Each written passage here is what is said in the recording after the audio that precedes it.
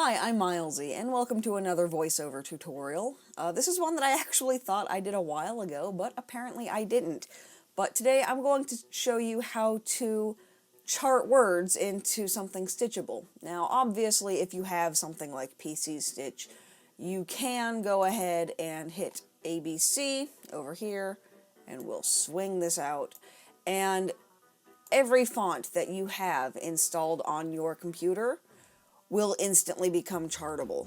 The reason I don't actually like to do this, though, is because you lose a lot of control with it, and a lot of you aren't using PC Stitch because, let's be real, it's expensive.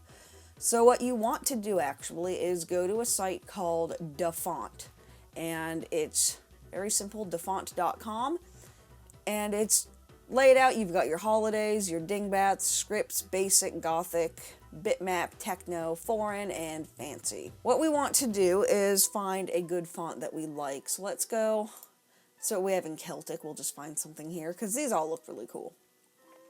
And we want to click on More Options. And this is all copyright stuff. If you don't know much about copyright, we'll actually be talking about that this Friday. But what you click here depends on what you're going to be doing with your project. If you're just doing this for yourself, you're not going to be selling the finished piece, you're not going to be selling the pattern, anything you use on this site is free. So if you want to sell the pattern or the finished project, what you want to do is click on More Options and click on Public Domain and 100% free, and that will only give you fonts that you can use commercially, that you don't have to pay for, and that you can do whatever you want with. So we're going to go ahead and hit Submit, and there we go. Now it says Public Domain, 100% free, so both of those effectively in this case mean the same thing. So let's go ahead. I like, this one looks cool, Gothic Birthday Cake. That's kind of funky.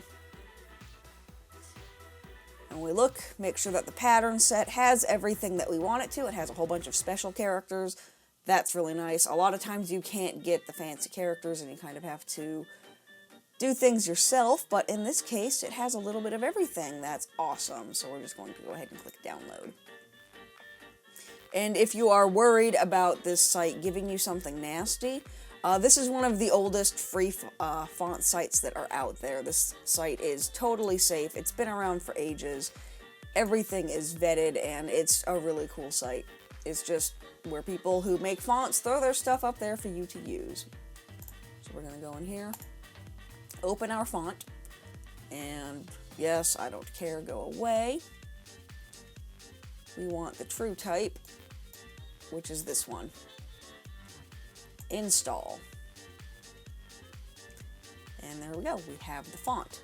So now we're going to go into paint.net or whatever you like to use. I like paint.net. In this case, it is actually the easiest. Make sure that it's closed before you install the font. If it was open, close it and then reopen it. So what was that one called? Let's go back. Gothic Birthday Cake. So we're going to just take a look in here and we'll scroll down until we find it. Gothic Birthday Cake. And we can type just kind of hello. There we go. And we zoom in on here and we can see that it's not really ready to be stitched. It's very fuzzy around the edges. That's not very nice. It's going to be very difficult to stitch. Up here we have this little, looks like kind of a snake or something. It's the anti-aliasing tool. All you do is click that and it turns your font into something stitchable. And that's super easy. But this right here in and of itself is not exactly a working canvas, because as we can see down here, it's 800 by 600 pixels. So if we wanted to make that the whole size of the canvas, it would be obnoxiously huge. So we're not going to save that. We're going to create something new. And we've gone over this a little bit before, but we'll do it again. We want the resolution to be the count of the fabric that we're using, so we'll say we'll do this on 14 count. And yeah, 800 by 600 turns into about 40 by 60 inches. That's enormous. So we want to make sure that this is on inches. And let's say we want it to be 12 inches wide and 8 inches tall. And that will automatically adjust the pixels up here to the proper size. So there we go.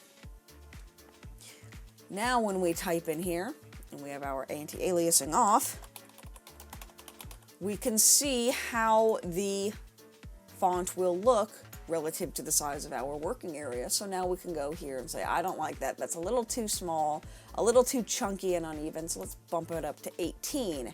How does 18 look? And 18 fits very nicely. And we can see, like, if we go up to 26, oops, that's too big. Nope, it'll go right off the edge. It's very easy to see exactly what you're doing here. And what we want to go ahead and do here is not do that, do this. And we can take this here and just flood that to global and delete all of the white and put that on a separate layer, or you can be smart and put that on its own layer to begin with, but you know, this works too.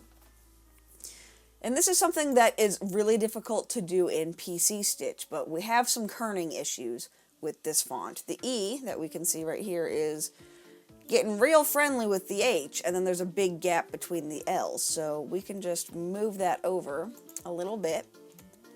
Just kind of make sure that we have the right layer selected. There we go. Bump that over. And now that's a little bit better there, and we have the same problem with the O, it looks like. So we take this tool, rectangle select, select the O,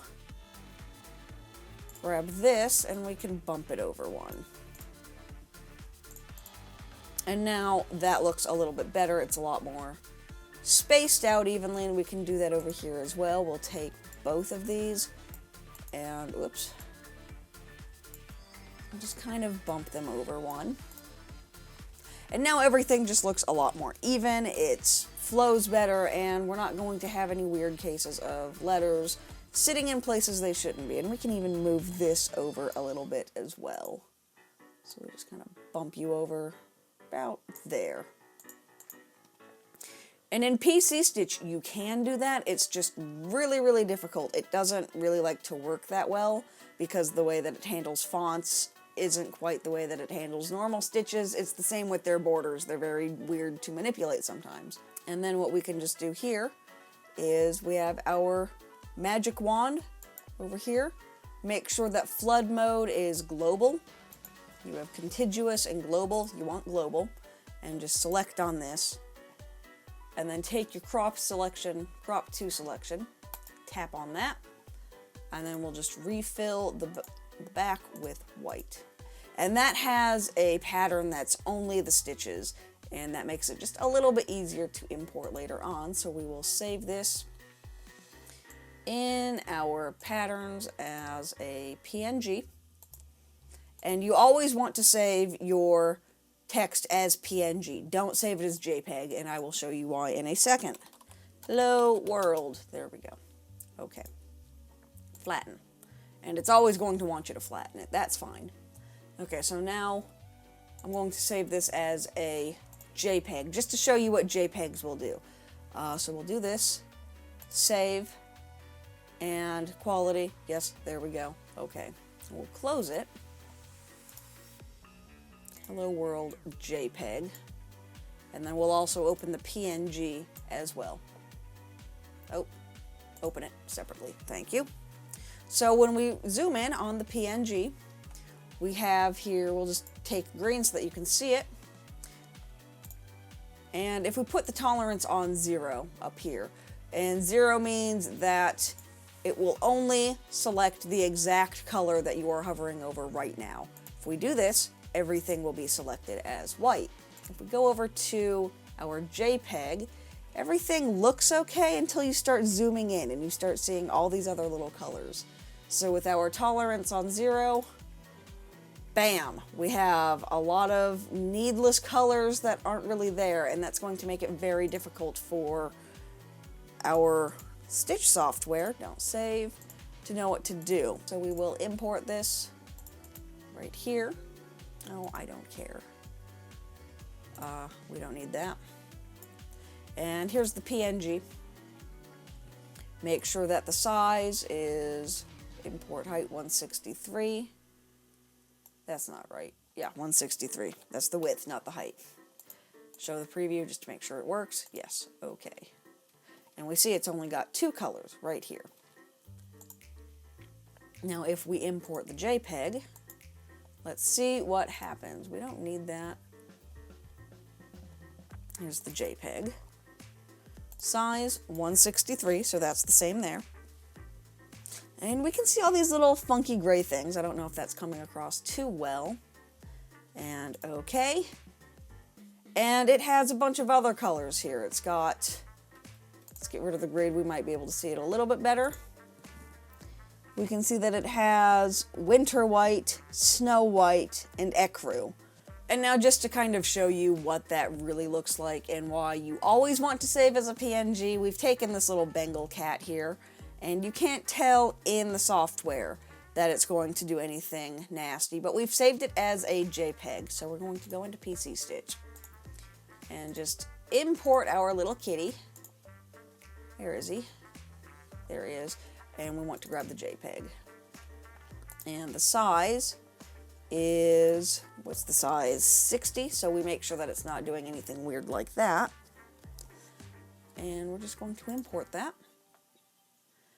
And we can see here that it has way too many colors. We don't want it to have all of those colors when the PNG, let's grab him,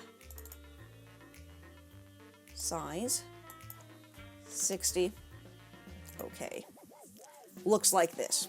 So that's why you want to always make sure that you save these as a PNG and not a JPEG, because the JPEG will ruin your stuff completely. And it doesn't matter if you're using PC Stitch, KG Chart, even Pick-to-Pat. It's going to be the same either way.